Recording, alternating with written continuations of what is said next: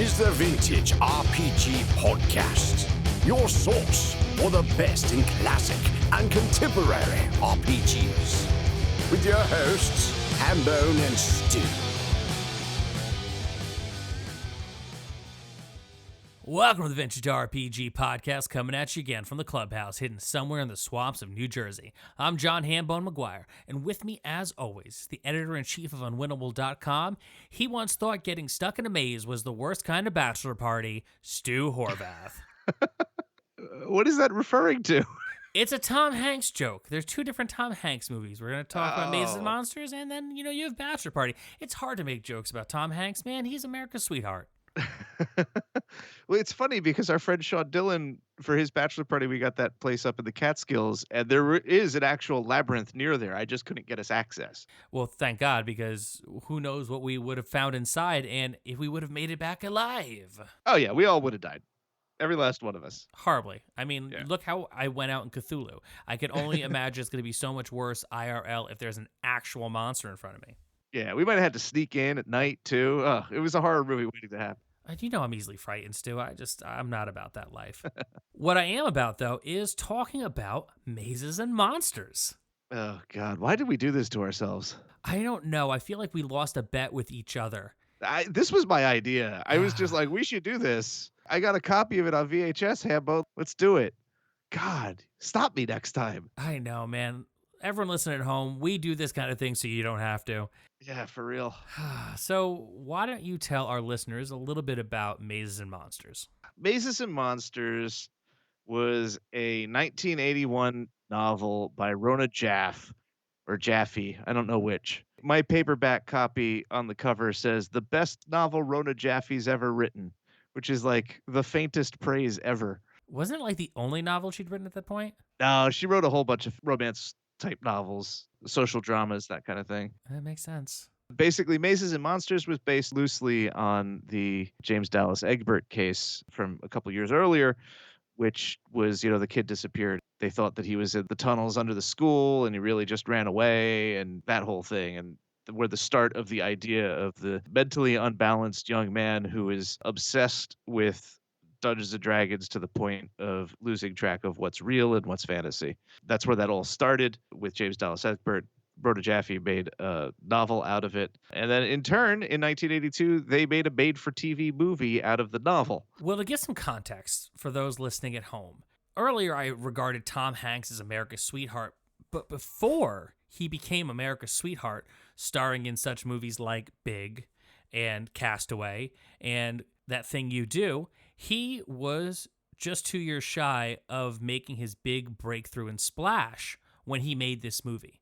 So this is early on in Tom Hanks' career. It's a foot race between Mazes and Monsters and Bosom Buddies, which, another show, might not age well in the modern era. This was his debut. It was his first gig. And what a gig it was. It starts off with, I best describe it as a love theme. Now, in 70s and 80s TV movies, there was always this overarching theme song that was the thread that tied the story together. And this movie had the kind of love theme that, I couldn't believe that this was, being that it was about a fantasy game, the song that they picked, it's actually called Friends in This World, and that's the name of the song. And it's the theme that ties the movie together in some really kind of nefarious ways at times, the way that they use this song. And it sounds like this, and they're friends. Well, through time, and we'll get through these things, 'cause the 80s, and it's how people sang. Am I wrong? No, it was hard to listen to. My wife was focused on the song, and she was just like, why this song? What movie did they think that they were putting this song into? It's bad. And there's several versions of it throughout the movie, like instrumental versions, like shorter versions, a jazzy version, because he goes to New York, but more on that later. So what is the story of Mazes and Monsters, the movie? Like the making of? I don't know. Somebody was high or something, forced at gunpoint to make this thing. I don't know. So here's the description on IMDb. Bound together by a desire to play Mazes and Monsters, Robbie and his 3 college classmates decide to move the board game into the local legendary cavern. Yeah. I guess the top level of this is like this was Tom Hanks's first thing, and you really can see how much like wattage Tom Hanks has relative to the rest of the cast. Like the material that he's working with is god awful, but he's really working with it and trying to make it, something. Oh, he's chewing the scenery as best he can. I think that when he's freaking out on the telephone later on in the movie, he actually like really kind of owned that moment.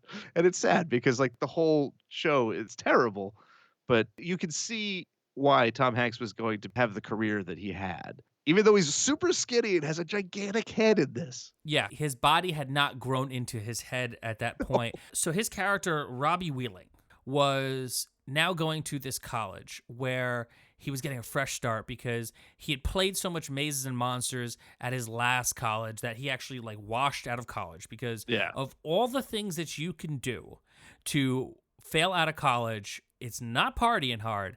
It's not joining the swim team and trying to do a triple Lindy. It is playing Dungeons and Dragons. So, right there, obviously it's a movie. It's not very believable, but he washes out trying to play Dungeons and Dragons. And he ends up meeting some other rich kids whose parents just don't understand them. So that's what led them to play this game. And when he meets this girl, which changes everything for him, her name is Kate Finch. He falls in love with her, madly in love with her. And she draws him back into this game of Mazes and Monsters. And at first he's like, I don't know, I can't. But he just wants to spend time with her and be near her. So of course he goes and he plays Mazes and Monsters. Well, they needed a level 9 character, and he was a level 9 character.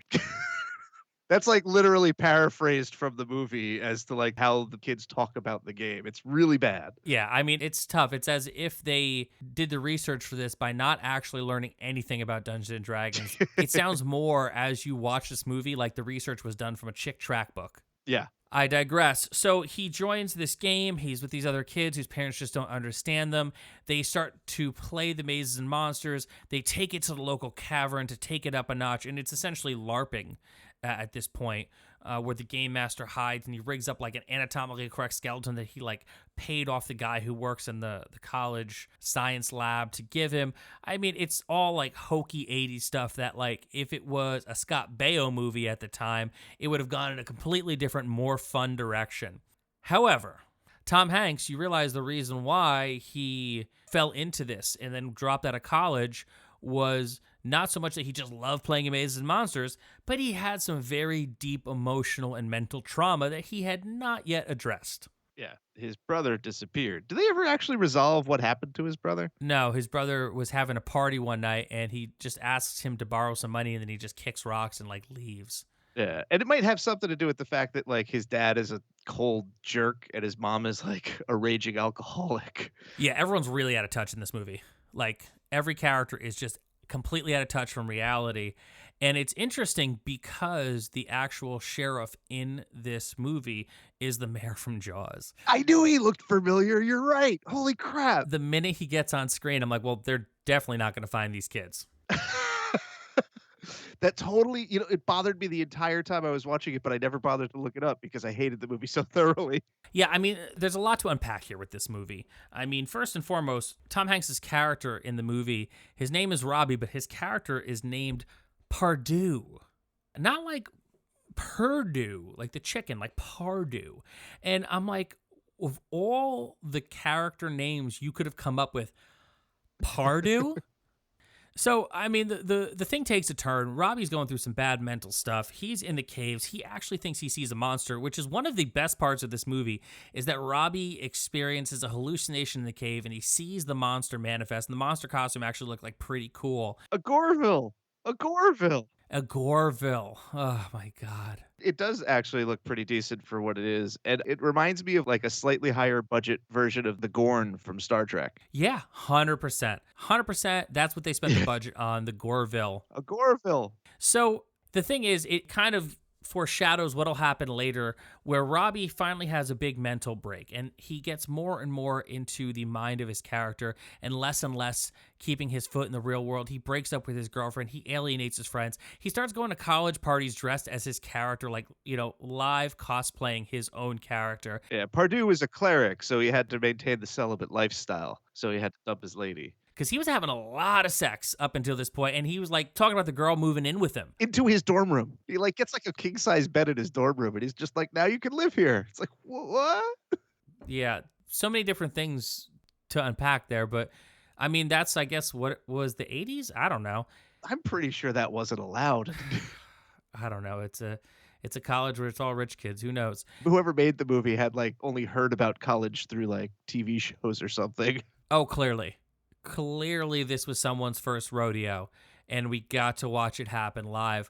So he starts hallucinating. He starts getting deeper into his character, and he starts like trying to figure out what it all means. And the whole thing is that he needs to solve this and to go see. It was his brother, basically, was like this godlike figure. And he said, like, you have to go to the two towers and the Great Hall or something or other. And basically he walks to New York City. Yeah. Which is, for those of us living on the East Coast, I mean, we're coming up on 20 years anniversary to 9/11. Yeah. So I'm sitting there in my bed, and he's like talking about going to like the city, and he ends up going to New York, and they're trying to figure out where he's going. And then he's like, the two towers, the two towers, the two towers. They keep talking about the two towers this entire movie. And then his friends are like trying to find him. They do a search of the cave. They find his old maps. They're keeping it from the cops because they don't want him to get in trouble. Because that was like the classic 80s movie thing. It was like, well, we don't want anyone to get in trouble. But like, you're okay with leaving him out there in the wild to die. Yeah, because up to this point, they thought he was lost in the caves, which are like miles long. And yeah. They think he's lost in the cave. It's miles long. He ends up like in New York City, which, by the way, the music keeps coming in and out about, the love theme, like friends in this world, like, about the different things when these kids realize that they need to rally together to find their friend. But he goes to New York, and the minute he gets to New York, the music gets really jazzy. And like, that's the sound of like New York City in like late 70s, early 80s movies. Like, if you went from like the nice countryside or the suburb and you ended up in like New York City, it was all jazz. And so it turns jazzy, and he's having these hallucinations, and he runs afoul of these two. In the best way I could describe them are street toughs. Yeah, they actually kind of look like their costumes came out of the wardrobe of the Warriors. Like they were rogues, Yeah. The one guy has like a leather vest and cap, and it's just like, okay.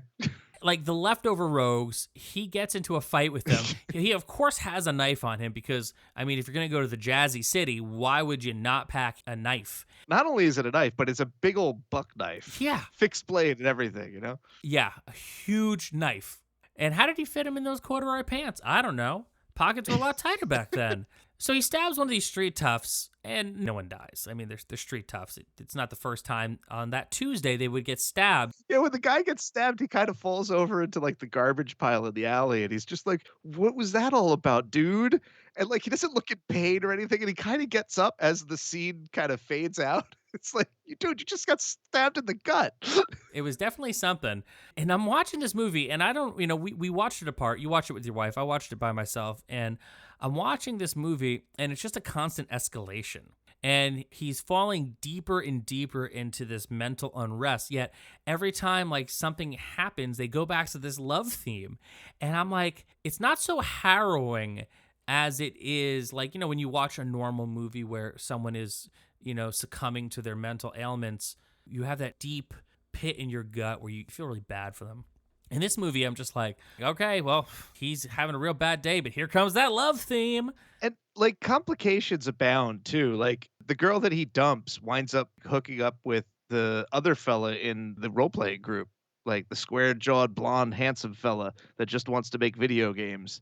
It makes the whole thing awkward. Well, it makes the whole thing awkward because it's just their problem is that their parents don't like them, and that their parents like just don't get along with them. They just want them to get white-collar jobs and call it a day, Yeah. But you can't really forge any kind of attachment to any of these characters because they're all very self-absorbed, except for the girlfriend who, for all intents and purposes, her heart was completely in the right place the entire time, and she was really just trying to figure out what was going on with poor Robbie, who, to be very honest with you, halfway through the movie, I was like, is Robbie a doper? Is that what the thing's going to be?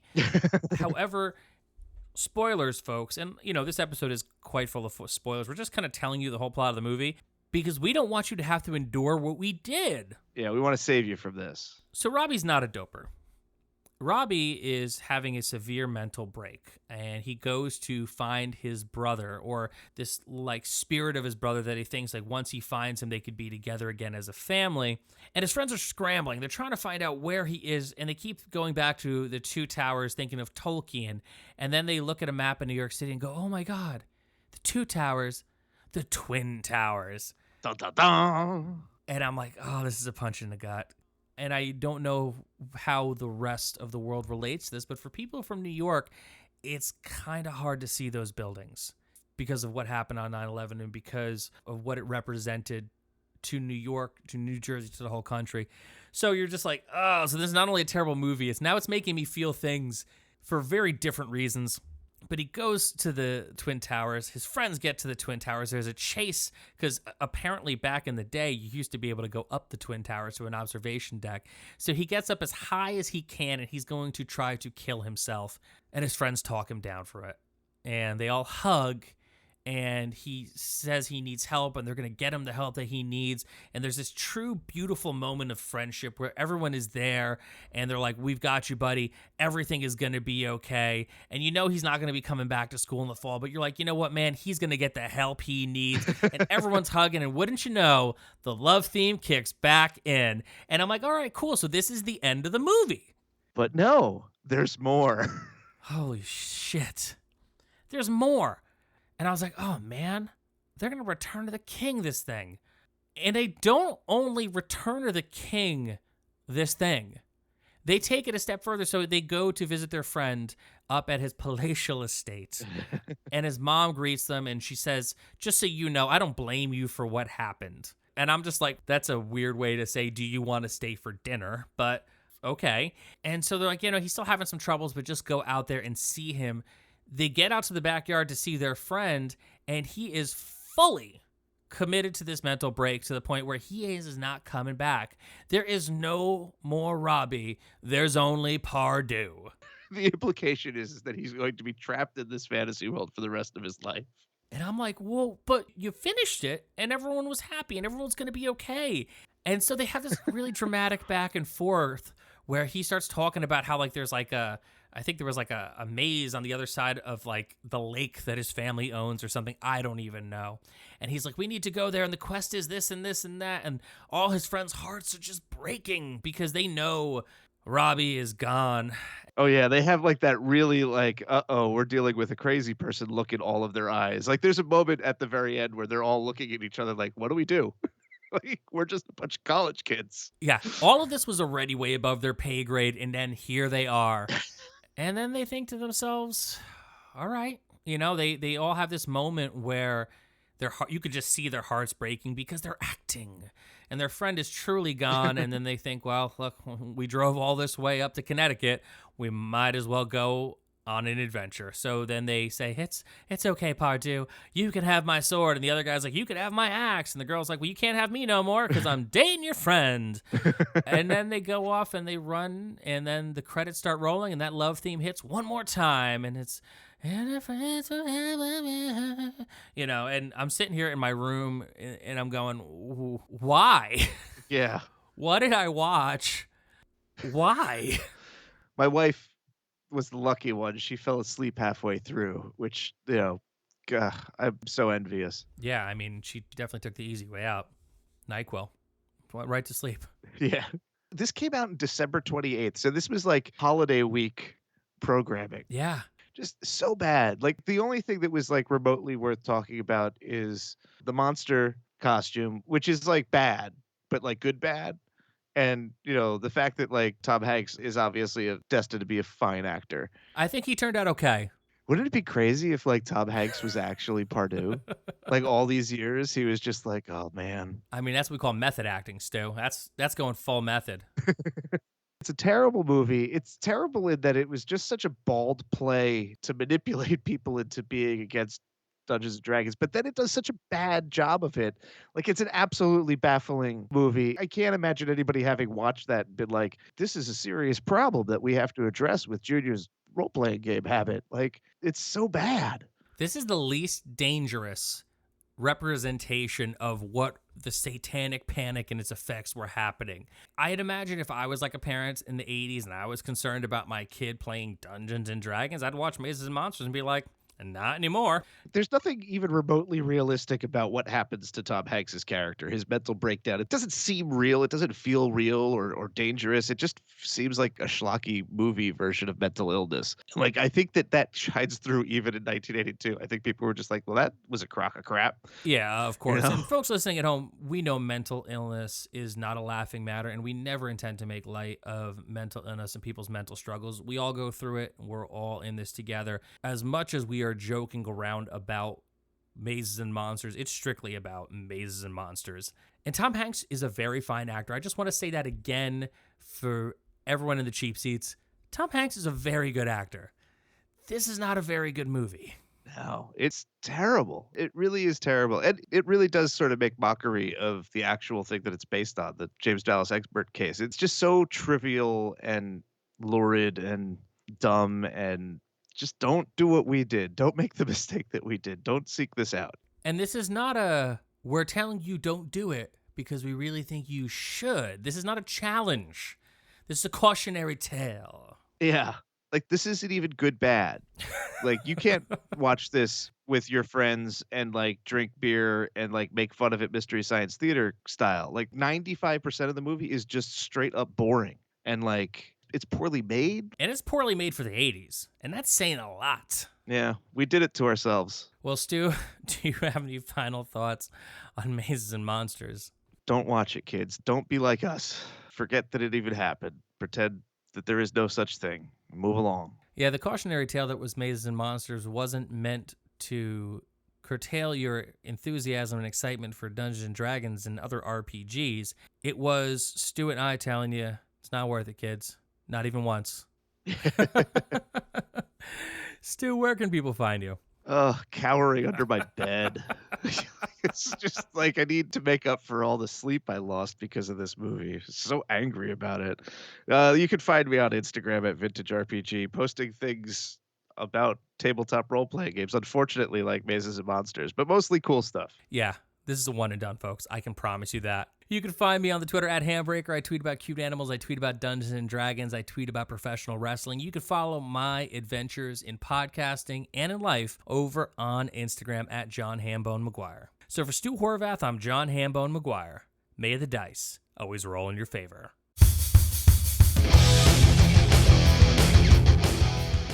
Thanks for listening. Don't forget to like, review, and subscribe to the podcast. Every review helps other listeners to find us. The Vintage RPG Podcast is a ham-fisted production. Music by Dego West. Art by Schaefer Brown. If you like the podcast, you should also consider becoming a patron at patreon.com.